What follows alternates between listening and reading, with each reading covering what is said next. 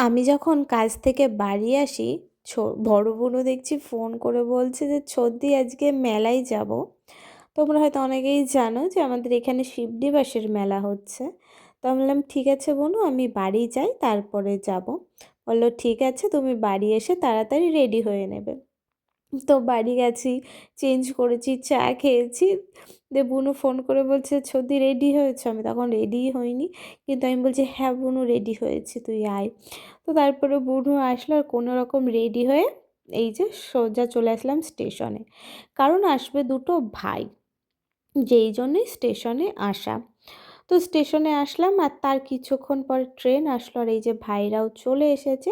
আর তারপরে ওখান থেকে টোটো করে আমরা সোজা চলে আসলাম মেলাতে। আর এই যে যেহেতু অনেকটাই লেট করে গেছি, মানে অনেকটাই রাত, প্রায় 9টা বেজে গেছিলো তারও বেশি। তো সেই জন্য আর মন্দিরগুলো খোলা ছিল না। মন্দিরগুলো 7টা পর্যন্ত এরকম খোলা থাকে। তো গিয়ে আর বাবা মহাদেবের দর্শন করতে পারিনি। তো তারপরে যাই হোক, ওখান থেকে এসে এই যে একটু এইদিকে আসলাম আর বোনও বলছে নাগরদোলায় উঠবে।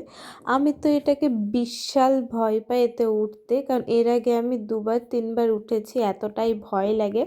তো আমি সেই কারণে উঠি না। আর এই যে বোনু ভাইদের মানে না উঠতেই হবে সেই রকম মানে জোর করে উঠিয়েছে আমাকে। তো উঠেছি আর বিশাল ভয় পেয়েছি, কিন্তু মজাও লেগেছে। তো তারপরে নাগরদোলা থেকে বেরিয়ে এই যে একটু মেলা ঘুরছিলাম, কারণ অনেকটা রাত হয়ে যাচ্ছিলো। আর মানে পুরো মেলা ঘুরতে গেলে আরও রাত হয়ে যাবে, যেই কারণে আর সেইভাবে মেলা ঘুরিনি। আর এই যে শিবনিবাসের মেলায় যাওয়ার একটাই কারণ, খই মুরগি। আর এই মেলাতে যাব, খই মুরগি নেব না তা হয় না। আর এই মেলাতেই এই খই মুরগিটা পাওয়া যায়। তো তারপর ওখান থেকে একটু খই মুরগি নিয়ে নিলাম। আরও হচ্ছে ভিডিও করা হয়নি, যা যা মানে এদিক ওদিক ঘুরেছি কিনেছি কিচ্ছু ভিডিও করা হয়নি। তো লাস্টে আসার সময় একটু মন্দিরে উঠলাম। আর এই যে বুনু ভিডিও করছে, বলছে দেখো কত কিছু কিনেছে। আমি বলছি না না, কিচ্ছু কিনিনি।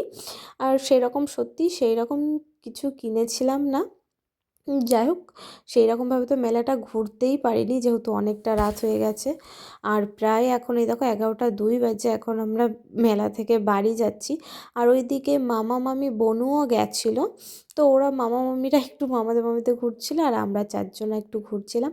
তারপর মামা মামিরাও ওই দিক থেকে বেরিয়ে গেল, আমরাও বেরিয়ে গিয়ে এই যে চলে আসলাম স্টেশনে। আর এখন 11:30 মতো বাজে, ও 11টা 20 বাজে। আর ওই যে বসে আছে সবাই স্টেশনে, ওদের ট্রেন হচ্ছে 11:45টার দিকে, ওরা এতক্ষণ বসে থাকবে। আর এই যে দেখো রাস্তাটা পুরো ফাঁকা। তো আমি বুনুকে বললাম যে মামাকে বল আমাদের নিয়ে যেতে।